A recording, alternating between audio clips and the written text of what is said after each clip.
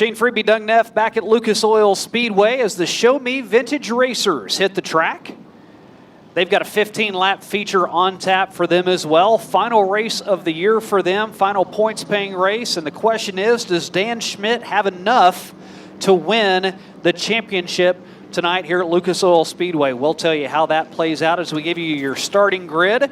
And Dan Schmidt's going to be on the front row. He's going to start P2. He leads by 2 points in the point standings for the Show Me Vintage Racers. But Table Rock, Nebraska's Kevin Anderson will be on the pole starting inside of him. In row number 2, Terry Price and Beth Martin make up that row. Terry's from Johnson, Nebraska in the 44, and Beth Martin carries the 58 on the side of her car. Another 58 is Jeff Triggs, bad fast during his heat race out of Wayne, Nebraska, and the 8-ball of Rocky Roads will start in 6th. Daryl Dewar from Plainview, Nebraska starts in 7th with John Martin is outside. Bryant Moyer and pup Rodney Ashworth, former late model driver here at the Diamond and Dirt Tracks, he will start in 10th. Jim Thorne from Tongi, Kansas will start inside row number 6 with Damon Clevenger on his outside. Larry Waters in car 54 from Kansas City, starting in 13th, and the Rooster, Tom Charles. He's won here twice already this season. He starts back in 14th in the 81. Back in row number 8, Brian Cox and Brandon Jordan. Jordan won from middle of the pack last night in the 2D. He's going to have to go from further back tonight if he's going to pull off the double.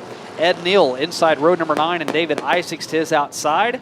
William Holloman, or Houlihan that is, will start inside row number 10 with Rob Rash in 20th, and Angela Ashworth rounds out the field of 21. We started the weekend with 23. A couple cars got banged up. We finish with 21 here at Lucas Oil Speedway, and Kevin Anderson will be on the pole. Dan Schmidt had axle issues, broken axle last night, trying to win the championship. He'll have a prime starting spot, but he's going to drop to the high side, and this might do it for his championship run as he is already broken, and he's not even going to be able to complete a lap. Yeah, I don't know if he's going to be able to get off the track over in turn number 2 as he heads off. Looks like it is going to bring assistance. They're checking. So far, you're good, but yellow comes out. Yeah, it's going to come out anyway for a spin by the car that started on the pole, Kevin Anderson, over in turn 4. And he doesn't seem all that thrilled about it as he whips it back around. Everything was getting nice and dicey in turns 3 and 4. Mike Striegel, the flagman here at Lucas Oil Speedway, waiting as long as he could to see if that car could make his way back to the pit area. Dan Schmidt. And here's the story with how this plays out.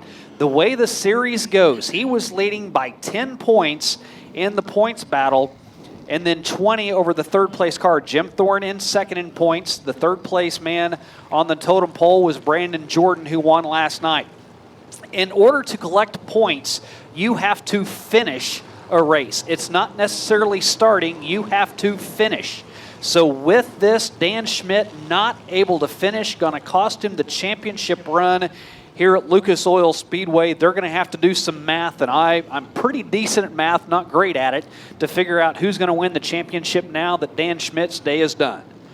Well, tough luck for him. As a tough competitor, he has been down here at Lucas Oil Speedway before, but man, I'll tell you what, that's a tough way to lose a points championship. Where these cars are a little bit different than what we saw with the American Iron Racing Series just one race ago. Most of these cars are about the same age range from 1973 on back. They'll go deeper, though. They'll go all the way back into the 20s and 30s as far as the makes and models of these cars.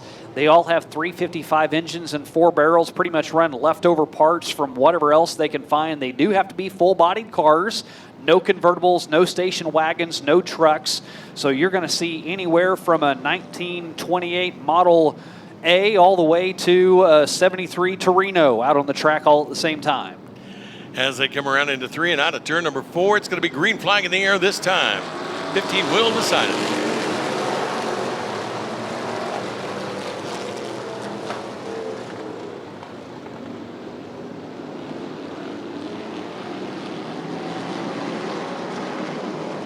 Sometimes we talk about an easy Sunday afternoon drive, and then sometime we talk about the log jam on an interstate in LA's during rush hour.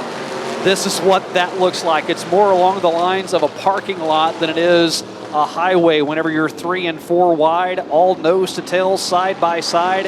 And Damon Clevenger on the roll to the top side. He found some grip in that 39 sedan, and the Parkville, Missouri native has cruised all the way to the front after starting in 12th. He made short work of the 11 cars in front of him. Talk about another one like that, the 81 in that 5th spot. That is Tom Charles. Charles started in 14th, has moved himself up to 5th already as they come around. So Damon Clevenger on a breakaway at the line. He'll have the lead over the 88 of John Martin by about 5 car lengths. Then side by side, Rodney Ashworth has worked his way up to 4th behind Kevin Anderson, who started on the pole. That yellow car is Tom Charles, the Rooster, a 2-time winner here at Lucas Oil Speedway. He dips to the inside, trying to get around Kevin Anderson and make the pass there. As they come around, Clevenger still out front, on the move as they work up, and now the battle for that 3rd spot. The 1 of Ashworth, the 81 of Charles, and the 48 also involved in that, Kevin Anderson. 3 of them involved for that spot. This series started with Mickey Fleehart, the club president, kind of one of the founding fathers of this division. Lost him this past March, passed away, and they've had a number of memorial races for him. They did one here at Lucas Oil Speedway. Many of these drivers run in remembrance of him. The Rooster in that 81, he's been one of the winningest drivers in the Midwest. He has 360, at least 360 career wins in that 63 Ford Fairlane. Jim Thorne owns the car. He's won 2 times here at Lucas Oil Speedway, but the tradition goes back much further. His son also races in Dan. His dad raced, Harry. His grandson, Austin Charles, has ran a B-Mod here this season. And he and his son were featured drivers on a reality show called Heartland Thunder back in 2010 on the Discovery Channel. He actually built Clint Boyer's first modified that he ran up around the lakeside area. So anywhere from vintage to modified driver, Clint Boyer is in his resume. And he has worked his way up right behind John Martin, now in 3rd. As they come around, battle continues. Clevenger, as you see him, out front. 9 down, 6 to go here today. Clevenger stays out front, stays away from that 2nd spot. That is the battle going on. That's the 88 of Martin, the 81 of Charles. Last win that Damon Clevenger had at Lucas Oil Speedway came in the 1st year. The Show Me Vintage Racers came in 2019. He finished 2nd in 2020, 4th in 21, 3rd in 22. So the 4 years, they only had 1 race. Damon Clevenger ran top 5 in each of those. This year, we've had 4 races, and he's only finished in the top 5 once, and that came last night. And the Boone's Barbecue caution will come out with 4 laps to go, and it's for activity on the front stretch. You should see that car parked down the front stretch. That is the 72 of Willie Houlihan, the 72 Plymouth Duster. Don't think he was necessarily involved in a dust-up, but he will bring out the Boone's Barbecue caution. Go back a lap, so 10 down, 5 to go. It's been all Damon Clevenger. He had built up a 5-second lead over John Martin. That lead has been wiped away. Can Damon Clevenger hang on for 5 more laps? It'll be determined when we come back, as you are watching Night of Speed, or today it's Afternoon of Speed under the sunlight here at Lucas Oil Speedway.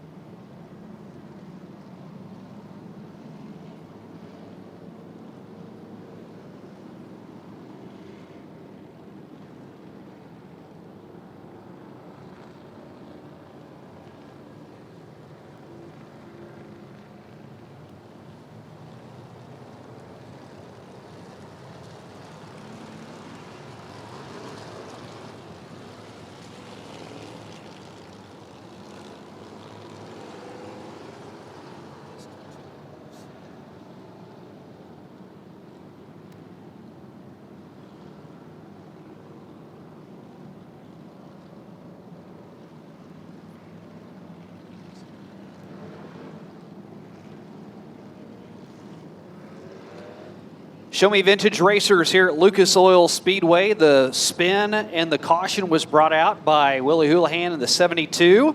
Reason we show you both cars in the picture, the car right in front of Willie is his mom. Family affair as Miss K, Angela Ashworth, behind the wheel of the number 1. Angela's husband drives the other number 1, Rodney Ashworth. So husband, wife, and Angela's son all on the track at the same time. In the American Iron Racing Series, there was actually a 5-member racing family. Brian Gotti races against, actually 6, because he races against 5 of his family members. Brian Gotti has an engineering background to his credit, builds engines, all Fords, and his daughter actually graduated from the UNOH Racing School. She turned out to have a relationship, a working and friendly relationship with UNOH and Kyle Larson. So a little bit of a NASCAR background with the Gotti family.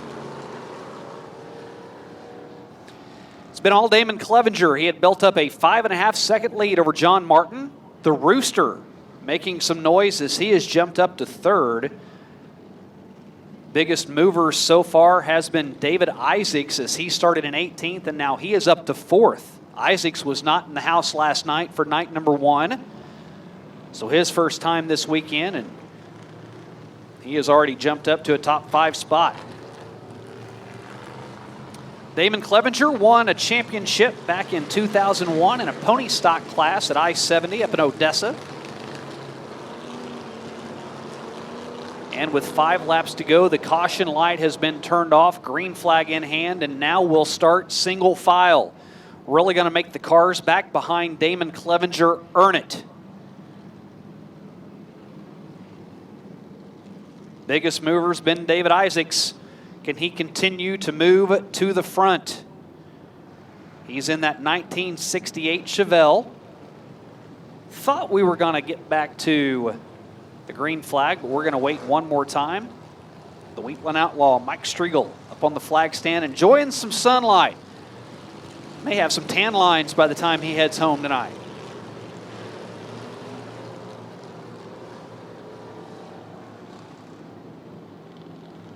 He's got that left hand on the switch that turns on the green light. He's flashing it. On, off, on, off, on, off, telling everybody to get ready to get after it. And all of the cars were very spread out, never really got nose to tail, so it's going to be tough for anybody to make a pass now as Damon Clevenger through turns 1 and 2, up the track he goes. John Martin to the low side.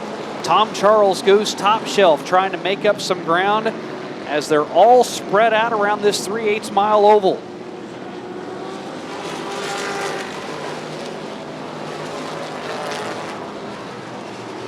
Tom Charles way up into the marbles, trying to find some grip. That may open the door for David Isaacs. He found the grip, though. To the outside of John Martin he goes. 3 wide, battle for second. Charles to the outside, Isaacs to the inside, and John Martin was second the last lap, and now he's 4th. 1 second advantage for Clevenger over Charles on that last lap. Down the front stretch, they'll get the 2 to go sign. A car slowed on the front stretch. That's the 42 of Rob Brash. And then a spin over in turn 4. We stay green for now, but the Boone's barbecue caution will come out, and it comes out for the 2D. He was last night's feature winner, Brandon Jordan, and this will really mix some things up. Jordan, after winning last night, was only 20 points back of Dan Schmidt. We told you earlier, Dan Schmidt was unable to finish this race, so he's going to lose a massive amount of points with that spin. And the 2D of Brandon Jordan now going to the back. Question becomes, how many points will he lose to Jim Thorne, who is second in points? Jim Thorne right now running and scored in 10th. So that could be a big bump for him. So Jim Thorne, chances are if he can hold his position, he'll be the champ of the Show Me Vintage Racers for 2023. And he'll have a 2-lap shootout to decide it.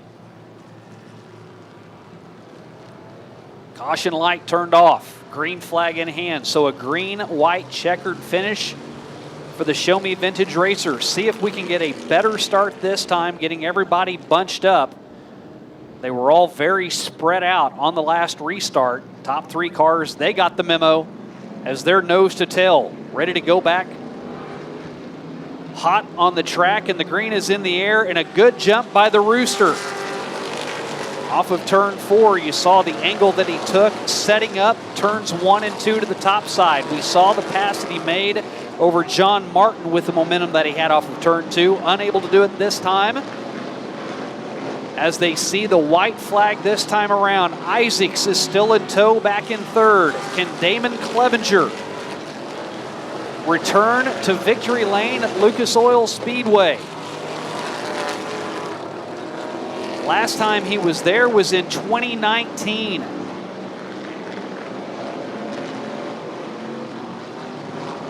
The pass from Isaacs over the Rooster, but the double checkers in the air for Damon Clevenger. He will hang on and win for the Show Me Vintage Racers.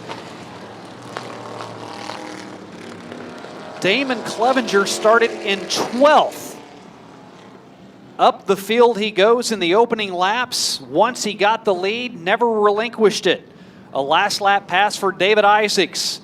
Around Tom Charles, that's your podium. John Martin in 4th.